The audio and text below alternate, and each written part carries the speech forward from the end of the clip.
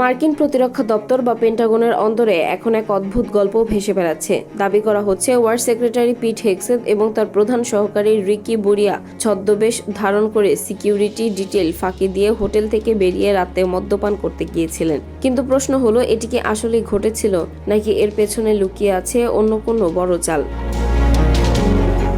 প্রশাসনের ভেতরে অনেকেই মনে করেন বুরিয়া ইচ্ছাকৃতভাবে এই মিথ্যা গল্পটি ছড়িয়েছিলেন। তার আসল উদ্দেশ্য ছিল প্রশাসনের ভেতর থেকে কারা তথ্য ফাঁস করছে তাদের চিহ্নিত করা, অর্থাৎ যারা এই গোপনীয় গল্প সংবাদ মাধ্যমে বলবে তারাই আসল তথ্য ফাঁসকারী। কিন্তু তথ্য ফাঁস করার এই আনাড়ি চেষ্টা এখন খোদ প্রতিরক্ষা সচিবকে বিতর্কের মুখে ফেলেছে।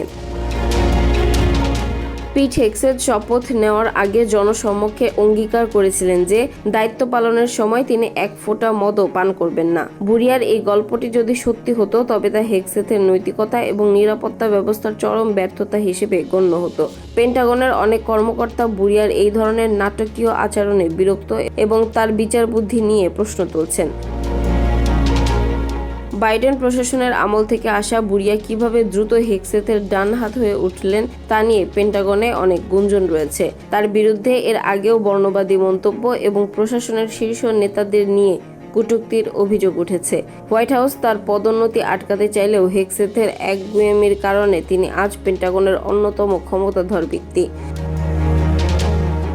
পেন্টাগন যদিও একে ওয়াশিংটন গসিপ বলে উড়িয়ে দিয়েছে, তবে এই ঘটনাটি মার্কিন সামরিক সদর দপ্তরের ভেতরের অবিশ্বাস আর ষড়যন্ত্রের চিত্রটি ফুটিয়ে তুলছে। এটিকে কেবলই একটি সাজানো নাটক, নাকি এর গভীরে আরও বড় কোনো কেলেঙ্কারি লুকিয়ে আছে?